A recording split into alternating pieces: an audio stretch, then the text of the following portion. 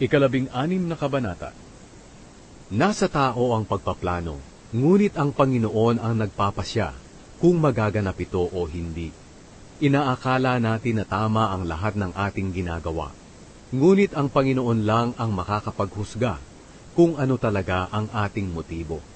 Ipagkatiwala mo sa Panginoon ang lahat ng iyong gagawin, at magtatagumpay ka.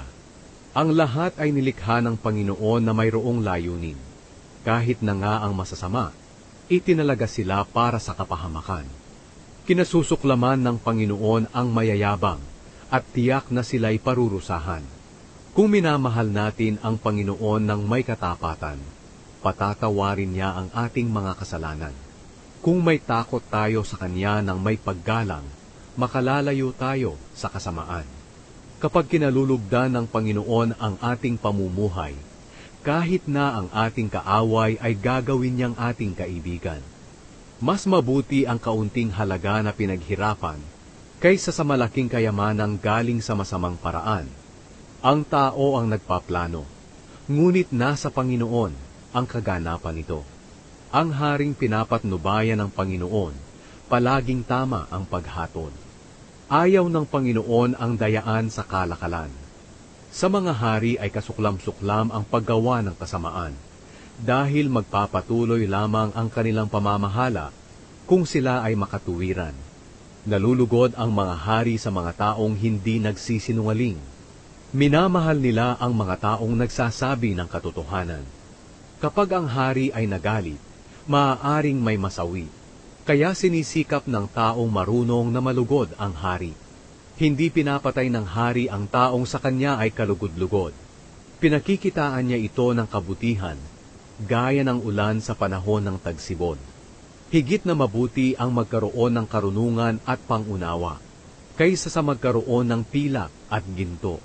Ang namumuhay ng matuwid ay lumalayo sa kasamaan, at ang nag-iingat ng kanyang sarili ay nalalayo sa kapahamakan. Ang kayabangan ay humahantong sa kapahamakan, at ang nagmamataas ay ibabagsak. Higit na mabuti ang mamuhay ng may pagpapakumbaba kasama ang mahihirap, kaysa sa mamuhay kasama ng mayayabang at makibahagi sa kanilang pinagnakawan. Ang taong nakikinig kapag tinuturuan ay uunlad, at ang taong nagtitiwala sa Panginoon ay mapalad. Ang marunong ay kinikilalang may pangunawa, at kung siya'y magaling magsalita, marami ang matututo sa kanya. Kapag may karunungan ka, buhay mo'y bubuti at hahaba. Ngunit kung hangal ka, parurusahan ka dahil sa iyong kahangalan. Ang taong marunong ay nag-iingat sa kanyang mga sinasabi, kaya natututo ang iba sa kanya. Ang matatamis na salita ay parang pulot-pukyutan, nakakapagpasaya at nakakapagpasigla ng katawan. Maaaring iniisip mo na nasa tamang daan ka, ngunit ang dulo pala nito ay kamatayan. Ang kagutuman ang nagtutulak sa tao na magtrabaho. Ang taong masama ay nag-iisip ng kasamaan, at ang bawat sabihin niya ay parang apoy na nakakapasok. Ang taong nanlilibak ng kapwa ay nagsisimula ng away, at ang matalik na magkaibigan ay kanyang pinaghihiwalay. Ang taong nabubuhay sa karahasan ay nanghihikayat ng kanyang kapwa sa kasamaan. Mag-ingat sa taong ngingiti-ngiti at kikindat-kindat, dahil maaaring masama ang kanyang binabala. Ang katandaan ay tanda ng karangalan na matatanggap ng taong namumuhay sa katuwiran. Higit na mabuti ang taong mapagpasensya kaysa sa taong makapangyarihan.